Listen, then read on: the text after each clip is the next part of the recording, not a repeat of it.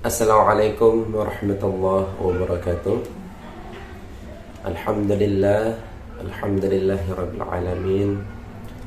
Allahumma salli wa sallim ala sayyidina Muhammad wa ala ali sayyidina Muhammad. Allahumma salli ala Muhammad wa ala ali Muhammad. Amma ba'd. Sahabat Nusantara dimanapun berada, insya Allah kami selalu doakan sahabat Nusantara tetap dalam keadaan rahayu dan sejahtera. Sahabat Nusantara dari Sabang sampai Merauke dimanapun berada, sahabat Nusantara mungkin sempat menonton vlog kami, yaitu zikir, tentang pembahasan zikir ya. Zikir tahap pertama, yaitu zikir tahlil la ilaha illallah, dan vlog kami yang kedua zikir tahap kedua, yaitu Allah Allah.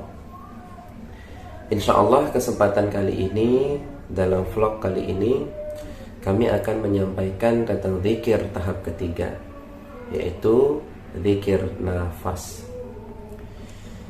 Apa itu zikir nafas? Zikir nafas itu adalah zikir yang bermakom pada nafas kita, atau zikir yang bertempat pada jiwa kita. Nah, kemarin kita sudah membahas tentang zikir tahlil la ilaha illallah.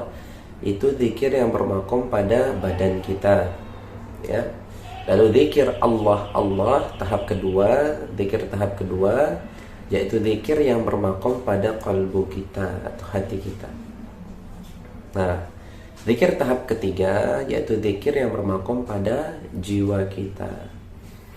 Nah, proses berzikir ini nanti melewati nafas kita. Sahabat Nusantara, zikir tahap ketiga ini dilakukan atau dilaksanakan setelah melewati zikir tahap pertama dan zikir tahap kedua. Maksud saya di sini bukan melewati, misal saya zikir tahap pertama, langsung setelah itu saya zikir tahap kedua dan langsung saya menggunakan zikir nafas. Bukan begitu maksudnya ya. Bukan melewati dengan tata cara, tapi melewati dengan makom. Jadi kalau mengamalkan zikir tahap pertama itu nanti ada hal-hal yang dirasakan. Ya, kalau teman-teman sahabat Nusantara pernah mengamalkan zikir tahap pertama itu dan merasakan sesuatu, silahkan DM saya ya, atau silahkan di kolom komentar supaya nanti kami jelaskan ya. Nah, terus yang kedua, tatkala ada petunjuk setelah melaksanakan zikir makom pertama atau zikir tahap pertama, nanti baru naik ke zikir tahap kedua. Nah, zikir tahap kedua pun nanti ada sirnya atau ada rasa yang dirasakan gitu.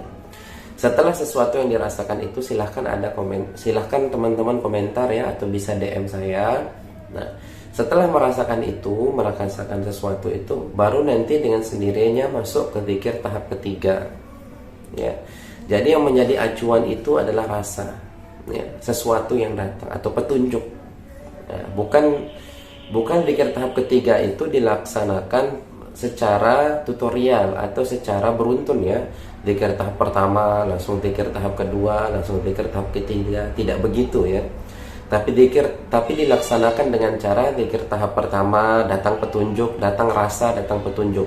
Zikir tahap langsung naik ke zikir tahap kedua, datang rasa, datang petunjuk, baru masuk ke zikir tahap ketiga. Baik. Buat teman-teman sahabat Nusantara yang tidak sependapat dengan saya, silahkan dibuang atau jangan dipakai, tidak apa-apa ya. Saya tidak mengkultuskan diri saya bahwa saya yang paling benar dan orang lain adalah syirik, kufur, kafir, tidak. Ya, saya tidak seperti itu. Kebenaran adalah milik Allah Subhanahu wa taala, sedangkan di sisi kita adalah ikhtiar.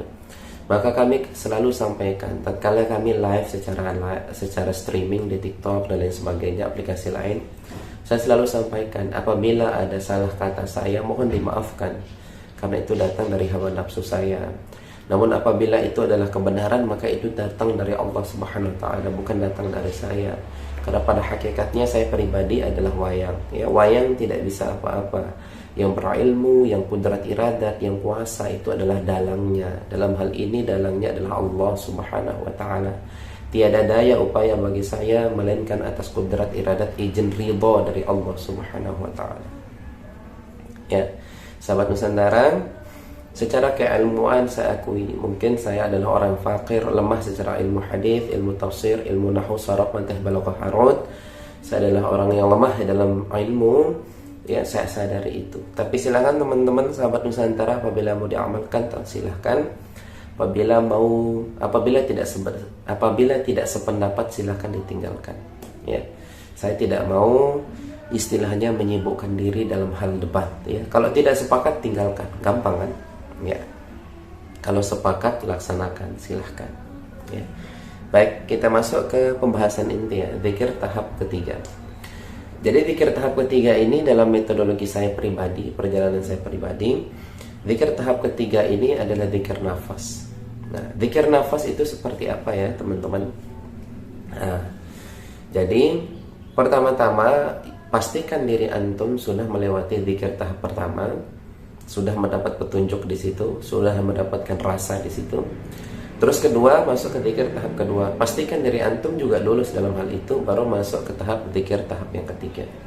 Setelah mengamalkan zikir tahap pertama, zikir tahap kedua, itu gampang aja zikir tahap ketiga ya.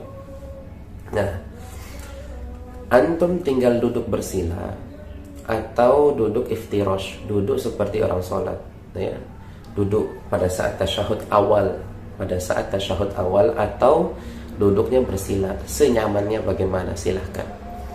Tegakkan badan ya, tegakkan badan, rasakan dari tulang sulbi kita yang ada di atas pantat ini ya, naik ke atas sampai lurus ya, lurus sampai ke sini, ke kepala bagian belakang. Nah, terus tutup mata antum ya, tutup mata ya, tutup matanya, fokuskan diri antum pada nafas ya, fokuskan diri kepada nafas. Sebelum mulai, baca terlebih dahulu a'udzubillahi minasyaitonirrajim, bismillahirrahmanirrahim. Setelah baca bismillahirrahmanirrahim, fokus, tutup mata dan fokus di nafas. Setelah nafas ini sudah mulai berasa ya, fokus kita sudah mulai terfokus pada nafas kita.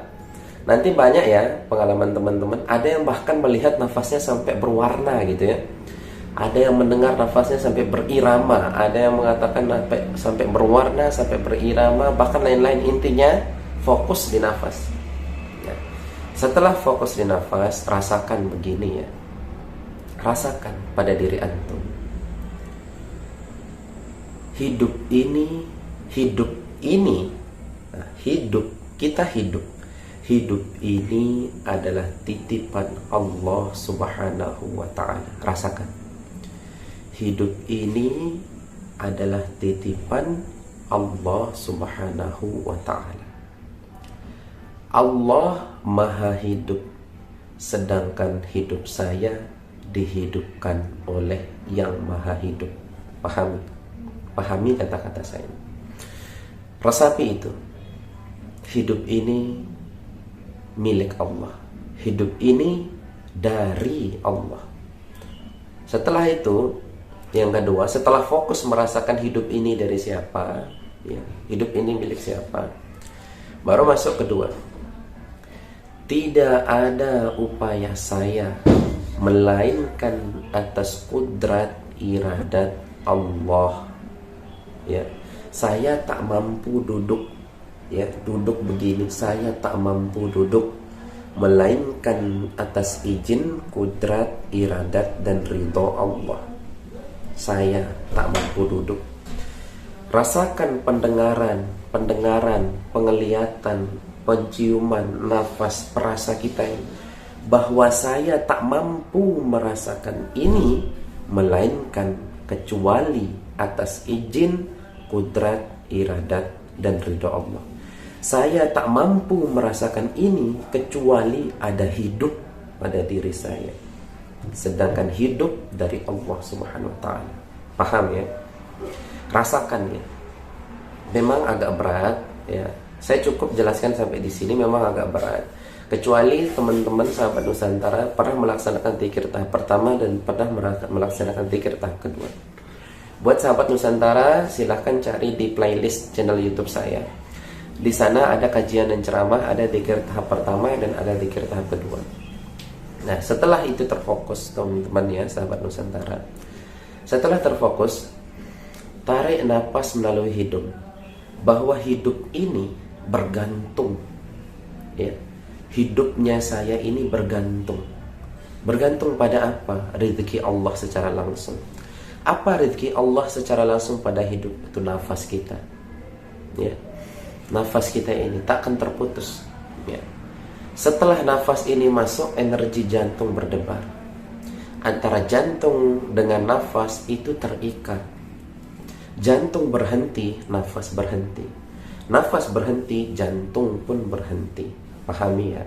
Ya. Sehingga hidup ini, sejati hidup kita itu dihidupkan oleh Allah Subhanahu wa ta'ala. Dan ada rahasia di dalam jantung kita, ada rahasia di dalam nafas kita. Inilah yang kita minta kepada Allah Subhanahu wa ta'ala. Sekiranya Allah memberikan ilmu tentang nafas, ilmu tentang jantung pada diri kita, sehingga sempurnalah kita mengenali sejatinya diri kita itu siapa. Paham ya? Ya. Dalam hal ini, teman-teman sahabat Nusantara, ada hal-hal ada hal-hal yang tidak bisa tersampaikan. Seperti ketika ada orang bertanya, Ustadz, bagaimana bentuk sakit, bagaimana bentuk manis, bagaimana bentuk cinta? Kita nggak tahu, tapi kita bisa merasakan. Nah, inilah yang saya katakan metafisik, yang seperti yang saya jelaskan di vlog saya kemarin ya. Nah, ketika tarik nafas, ya, rasakan hidup ini, tarik nafas. Ketika tarik nafas itu, lafal dalam hati kita, yaitu huwa atau hu. Hu. Dalam hati kita bilang hu, nafas kita masuk. Hu. Hu itu artinya siapa? Huwa artinya dia. Dia siapa? Dia pemilik nama Allah. Nah, maka ketika kita bilang hu, tarik nafas, sejatinya hidup kita ini berlangsung atas rezeki langsung dari Allah Subhanahu wa ta'ala. Hidup kita ini ada ketergantungan dari yang maha hidup. Paham ya? Nah, bukti ketergantungannya apa? Dari sir di dalam jantung dan dari nafas kita. Jadi ketika nafas ini masuk, dalam hati bilang hu, artinya dia Allah. Dia Allah yang maha kuasa. Dialah Allah yang menghidupkan dan mematikan. Dialah Allah dan karenanya saya hidup gitu. Saya ini nggak hidup, sejatinya hidup Allah Subhanahu wa ta'ala. Sedangkan hidup saya adalah hidup titipan. Hidup saya adalah hidup kerangka, gitu, paham? Ya, tarik nafas. Rasakan bahwa tiada daya upaya saya melainkan Allah. Tiada daya upaya langit bumi ini melainkan Allah Subhanahu wa ta'ala. Tarik nafas. Nah, rasakan. Ketika kita tarik nafas itu, nanti jantung kita akan kerasa deg, deg, deg, deg, deg. Nah, kan kerasa.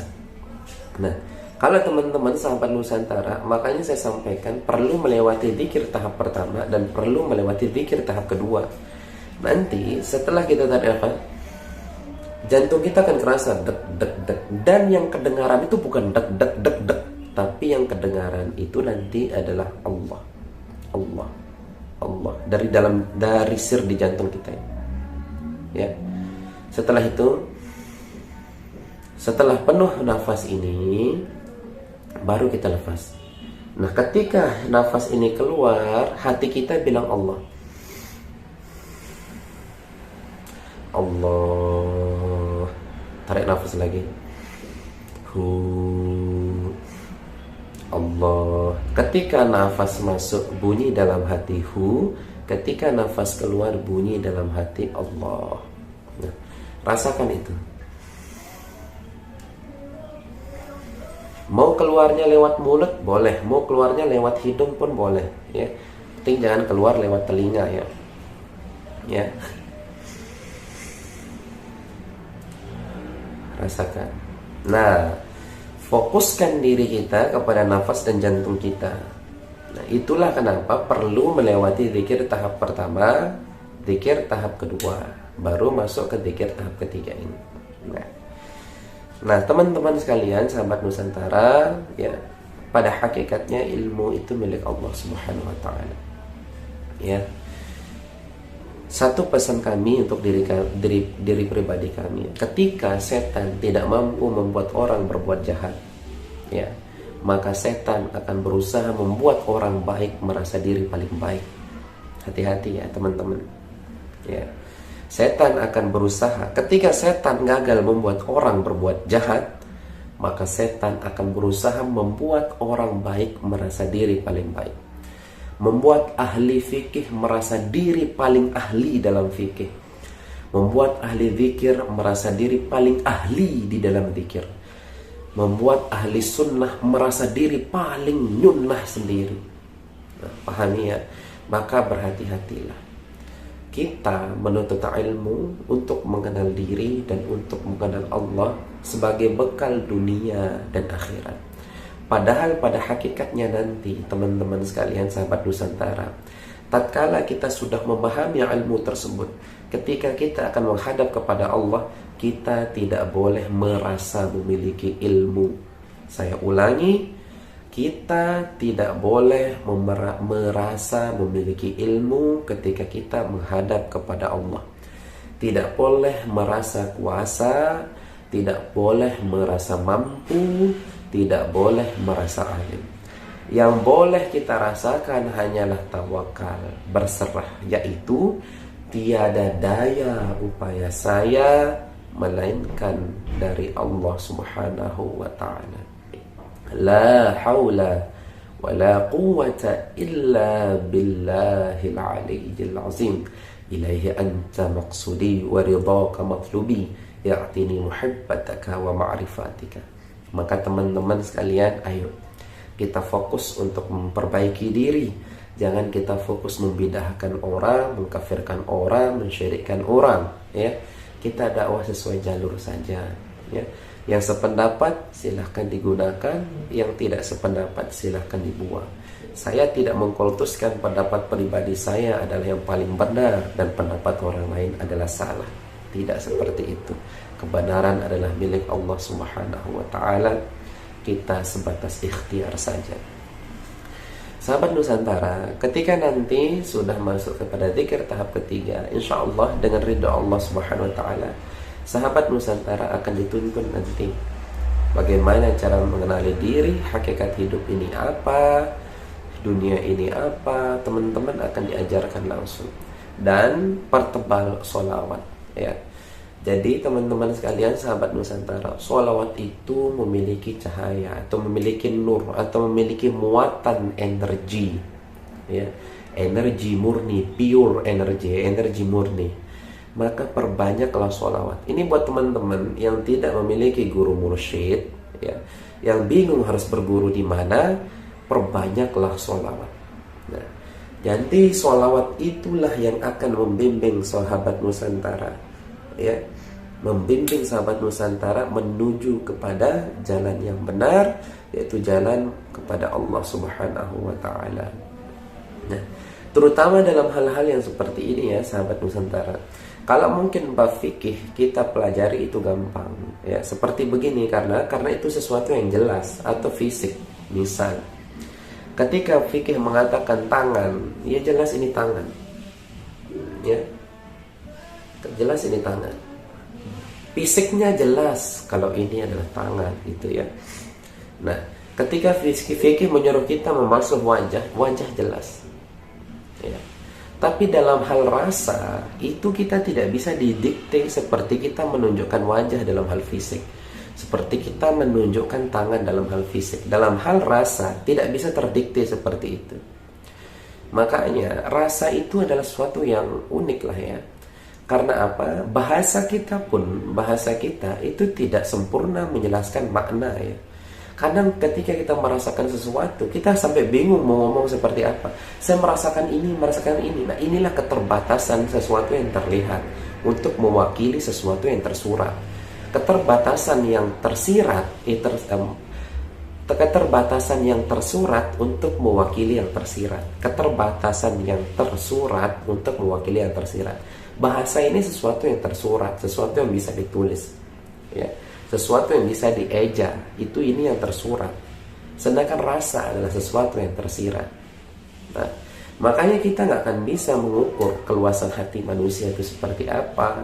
Bentuk cinta, bentuk benci, bentuk rindu sayang, iri hati itu nggak bisa kita bentuk. Apa bentuknya seperti segitiga, bentuknya seperti lingkaran, kita nggak tahu karena dia tidak memiliki wujud, ya. Nah, tapi dia ada dan kita rasakan. Nah, dalam hal pembelajaran yang seperti ini kita akan belajar tentang rasa, ya. Maka takluk bijak di kolbu, ya. Maka ketika kita sholat, teman-teman sekalian, kalau antum masih membawa ilmu dalam sholat, wallahu alam, ya, kalau saya pribadi nggak akan khusyuk. Contoh, ya, ketika orang takbir Allahu Akbar, dalam riwayat ini takbirnya begini, dalam riwayat ini takbirnya begini. Khusyuknya kapan kalau kita mikir tentang riwayat? Terus kita ada yang begini, dalam riwayat lain ada yang begini, ada yang begini, ada yang begini. Terus ada yang bismillahnya dijaharkan, ada yang bismillah disirkan, ada yang kunut, ada yang tak kunut.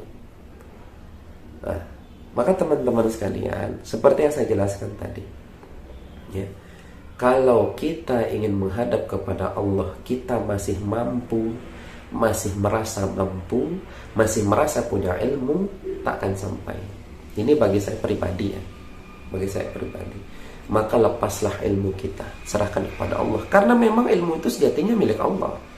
Lepaskan diri kita kepada Allah, lepaskan ilmu kita kepada Allah, lepaskan segala-galanya kepada Allah. La ilaha illallah, tiada yang maujud, la maujud fi haqqi illallah, tidak ada yang maujud kecuali Allah. Maka saksikan kolbu menyaksikan Allah, Allah, Allah, Allah. Nafas menyaksikan hu.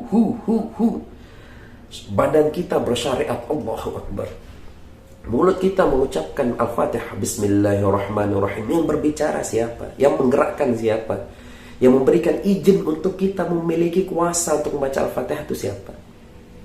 Nah, maka dalam hal ini insya Allah jasad kita bersyariat, ya, hati kita bertarekah, nafs kita berhakikat. Insya Allah Allah akan jadikan sholat kita adalah mi'raj bagi diri kita.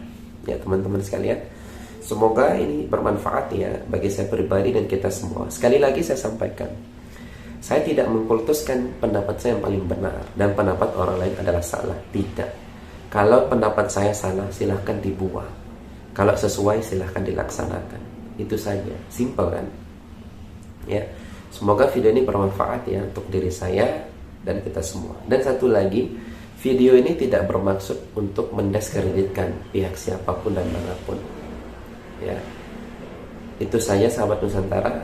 Akhirul kalam, ya, kalau itu adalah sebuah kesalahan, mohon saya dimaafkan, karena itu datang dari hawa nafsu saya sendiri. Dan apabila itu adalah sebuah kebenaran, maka itu datang dari Allah, bukan datang dari saya pribadi. Semoga bermanfaat, semoga tetap rahayu dan sejahtera. Assalamualaikum warahmatullahi wabarakatuh.